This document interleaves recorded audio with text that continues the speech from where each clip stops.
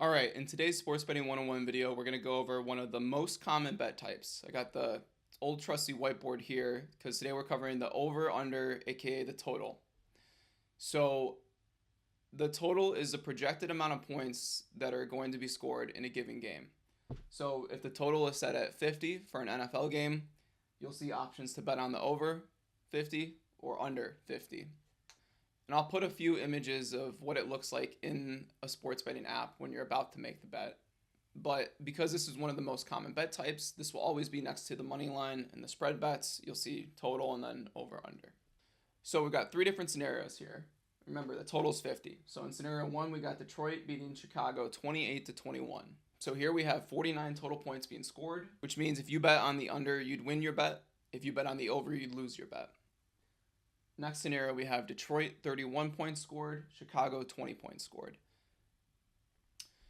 In this scenario, we have 51 total points scored. So if you bet on the over, you'd win your bet. And if you bet on the under, you'd lose your bet.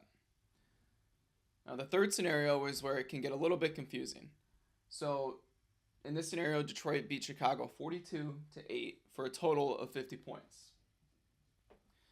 So in this scenario, you'd actually push with the sports book, which means you essentially just get your money back, but you don't win or lose any additional money because the total was set at 50, exactly 50 points were scored. Doesn't matter if you bet the over, doesn't matter if you bet the under, it's a wash. It's like you never made the bet. If you bet $10 to win $9, they'd give you your $10 back, but you wouldn't win or lose anything else.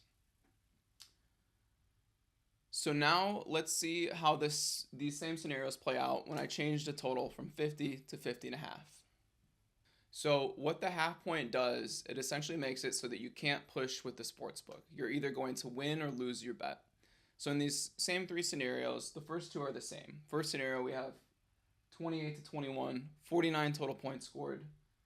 Over under set at 50.5, under wins the bet, over loses the bet. Second scenario, we have Detroit 31, Chicago 20, 51 total points scored. 51's more than 50.5, over wins the bet, under loses the bet. But now the third scenario, where previously we had pushed with the sportsbook and is essentially a wash, we got our money back, we didn't win or lose anything. Now at 50 points, if you bet on the under, you'd win your bet, whereas if you bet on the over, you'd lose your bet. So in conclusion, just remember the total or over under is just the projected amount of points that are going to be scored in the game. And if you think that more points are going to be scored, you'll bet the over. And if you think that less points are going to be scored, you bet the under. Thanks for watching.